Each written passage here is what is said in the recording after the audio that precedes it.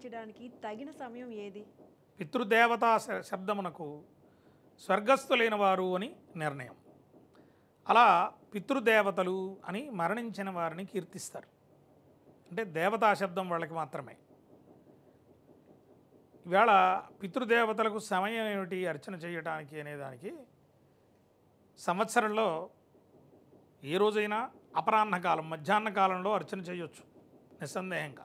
వాళ్ళ పేరున ఏదో పిండ ప్రదానమని, అర్ఘ్యములు ఇవ్వడమని, తిలతర్పణములు విడిచిపెట్టడమని, భోజన భాజనములు ఏదైనా భోజనం పెట్టడమని, వాళ్ళకి ఇష్టమైనటువంటి వాళ్లకు వస్త్రదానం చేయడమని, అన్నదానమని, ఇలా అనేకమైనటువంటివి ఉన్నాయి. అందున ప్రత్యేకించి పితృదేవతలకు సంబంధించి పితృపక్షములని ఒక 15 రోజులు ఉన్నాయి. అవి భాద్రపద బహుళ పాడ్యమి నుంచి అమావాస్య పర్యంతము. ఈ 15 రోజుల్లోనూ పక్షం, ఈ పక్షం అంటే 15 రోజులు పితృపక్షములేవి. ఆ రోజులలో గతించిన మాతాపితరులకు ఎవరైతే ఉన్నారో వాళ్ళందరికీ కూడా, చనిపోయిన ప్రతి వారికి కూడా ఆ రోజులలో అంటే ఓ 10, 15, 20 సంవత్సరాల లోపు వాళ్ళు మరణిస్తే పంచమి వరకు కూడా, కృష్ణపక్ష పాడ్యమి నుంచి పంచమి వరకు వాళ్లకు సంబంధించినటువంటి వ్యవహారములన్నీ చేయవచ్చు. ఆ తర్వాత 40 సంవత్సరముల లోపు వారికి దశమి పర్యంతము, ఏకాదశి నుంచి ద్వాదశి పర్యంతము పెద్దలందరికీ కూడా, సన్యాస ధర్మంలో ఉన్న వాళ్ళకి కూడా ద్వాదశి రోజున చేయవచ్చు. ఇక ఎవరు ఏమిటి అనాథలు, ఎవరినో ఇబ్బంది పెట్టుంటాం, వాళ్ళు ఆఖరిని మిమ్మల్ని తలుచుకుని మీరు లేరని, లేదా ఈవేళ పరాయి దేశాల్లో చాలామంది బతికేస్తున్నారు కదండి, పిల్లాడి గురించి అలమటించి ప్రాణం పోతుంది, అనాథాశ్రమంలో పోతుంది. వేళ ఇక్కడ ఉండినప్పటికీ కూడా తల్లిదండ్రుల్ని వాళ్ళని ఏం చేస్తున్నారు, ఆశ్రమాల్లో పడేస్తున్నారు తీసుకెళ్ళి. వాళ్ళు చనిపోతారు. పిల్లాడి మీదో తల్లిలో తండ్రో ప్రేమతోటి రోదనతోటి రోధించి చనిపోతారు. వాళ్ళని ఏం చేస్తాం? అప్పుడు అలాంటి వాళ్ళు రోధించినప్పుడు ఆ రోదన వీళ్ళకి శాపం అవుతుంది అండి, పితృశాపంగా పరిణమిస్తుంది అది. అలాంటప్పుడు ఏం చెయ్యాలి?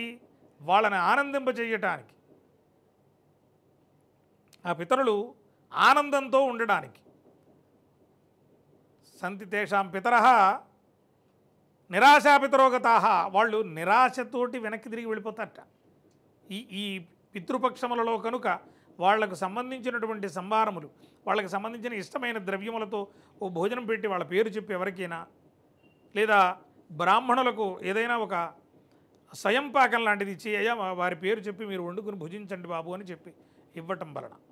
ఎందుకంటే ఇక్కడ ధర్మం చెప్పినటువంటిది సనాతన ధర్మం, బ్రాహ్మడికి స్వయంపాకం ఇమ్మంది. ఒకవేళ నువ్వు పిండ ప్రదానం చేయలేవు, తిలతర్పణములు చేయలేవు, ఓ నీటి చుక్కను విడిచిపెట్టలేవు, తండ్రో తాతో గతించిన వాళ్ళ పేరు చెప్పి, అలాంటప్పుడు ఏం చేయొచ్చు? బ్రాహ్మడికి ఓ స్వయంపాకం ఇమ్మంది. అది కూడా చేయలేవు నువ్వు. వాళ్ళు అది కూడా చేయలేనండి, నేను చాలా దీనావస్థలో ఉన్నాను, స్వయంపాకం అంటే మరి ఏదో కథ నడుస్తోంది, భోజనం పెట్టేవరకన్నా అది కూడా చేయలేనండి. అలాంటప్పుడు బ్రహ్మాండమైన చెట్టుని ఎక్కడో అక్కడ నాటి దాన్ని రక్షించాలి ఏమండి. దానివల్ల ఏదైనా ఓ పళ్ళ చెట్టో పువ్వు చెట్టో ఏదో నీడనిచ్చే చెట్టో ఉందనుకోండి, ఆ చెట్టు కింద ఆ చెట్టు తిన్న పక్షి, చెట్టు మీద వాలినటువంటి పక్షి సేద తీరితే తత్ఫలితం పూర్వులకు వెళ్ళిపోతుంది గతించిన వారికి. దానివలన విశేషమైన ఫలితం నీ వంశమునకు వస్తుంది.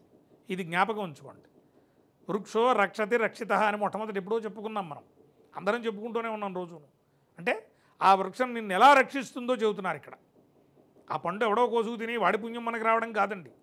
పితరులు వెళ్ళిపోతున్నప్పుడు, తిరిగి ప్రయాణమై పెడుతున్నప్పుడు, స్వర్గారోహణం చేస్తున్నప్పుడు వాళ్ళకి కాస్త నీడ అవసరం అవుతుంది. నువ్వు ఇచ్చిన ఈ దానములలో ఏదో దానం వాళ్ళకి అందుతుంది, అంది వాళ్ళు దాన్ని అనుభవిస్తారు. అక్కడ శాస్త్రం చెబుతోంది ఈ మాట, ధర్మశాస్త్రం. వాళ్ళ కాదండి, అవి చేయడానికి ఓపిక లేదు. చెట్టు ఈ చెట్టు నీడని వాళ్ళు శాత తీరుతారు పైన. అంటే ఇక్కడ వేస్తే చెట్టు అక్కడ నీడంటే అది అంతే. శాస్త్రం చెప్పినటువంటి దాన్ని అతిక్రమించి మాట్లాడడానికి నాకు మీకు కూడా అర్హత లేదు. అందువల్ల విద్యుక్తంగా ఎవరైతే ఈ పితృపక్షములలో ఈ ప్రకారంగా సేవ చేసి తరిస్తారో వాళ్ళకి అక్షయ ఫలితములు ఆ వంశములో కలుగుతాయనడంలో ఏమాత్రమూ సందేహం లేదు.